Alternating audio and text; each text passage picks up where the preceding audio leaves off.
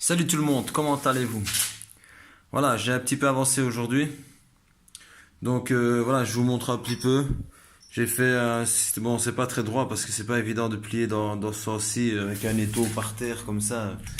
Enfin, c'est chaud quoi, je suis pas dans les conditions. Mais ça va, de toute façon, l'axe il est droit. C'est juste comme ça que c'est un petit peu tordu, mais ça, il y a peut-être moyen que je rattrape, je vais voir. Quand j'irai dans l'atelier là pour souder. Donc voilà, ici ça va se mettre comme ça. Vous voyez? Donc il y aura ici la petite biellette là comme ici qui va se mettre.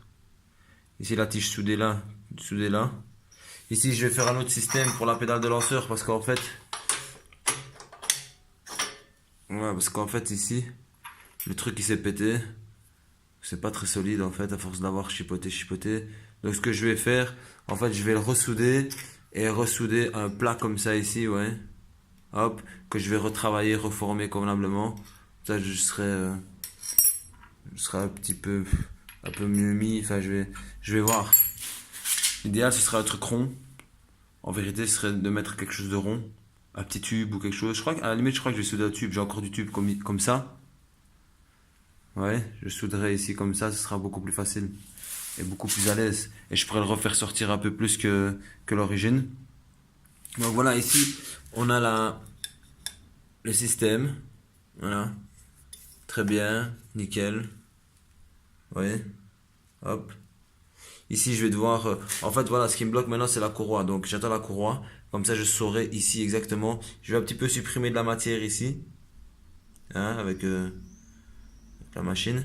Et alors, bah, ça ne touche pas, mais c'est par sécurité. On ne sait jamais si je dois remonter la pédale encore plus haut. De toute façon, il y a ça qui va toucher, donc je pourrais pas aller très haut. Mais normalement, c'est bon, ça ne touche pas. J'ai déjà testé en inversant la biellette en la mettant là. Voilà, donc je vais faire le tour, comme ça vous voyez un petit peu ce qu'il en est. Donc ici, ça se présente comme ça. Donc j'ai soudé une tige ici, je sais pas si on la voit. Alors ce sera comme ça. Voilà, j'ai soudé ce truc là. Ouais. Avec un axe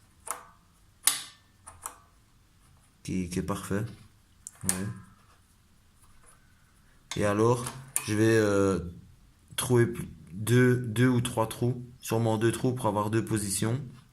Parce que ça rallonge vachement le ressort ici. Ouais. Et après je remettrai la plaque. Et je ne sais pas si je vais souder un tube pour que ce truc là rentre dans le tube. Vous voyez, un diamètre plus grand pour que ça rentre dedans. Il faudrait que je mesure le diamètre de ça pour souder le tube dans l'autre plaque pour il se glisse dedans, vous voyez, et après qu'il se fixe. Pour être vraiment bien renforcé. La plaque elle est là, j'ai déjà été retrouver les trous parce que les trous ici étaient trop petits.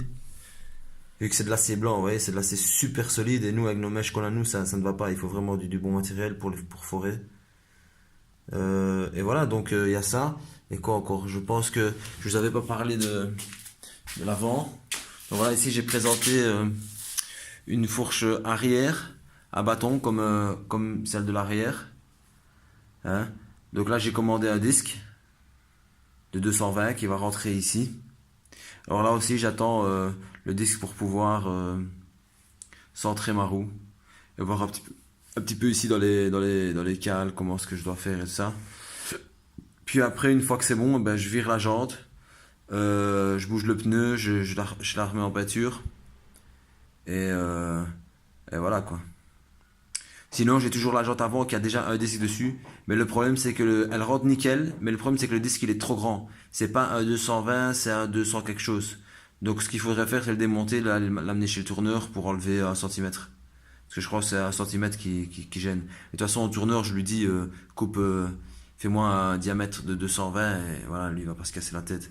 Et je pourrais remettre la jante blanche avec le disque aussi. Sauf que ce qu'il y a, en fait, le disque que je vais mettre ici, il sera mieux que sur la jante blanche.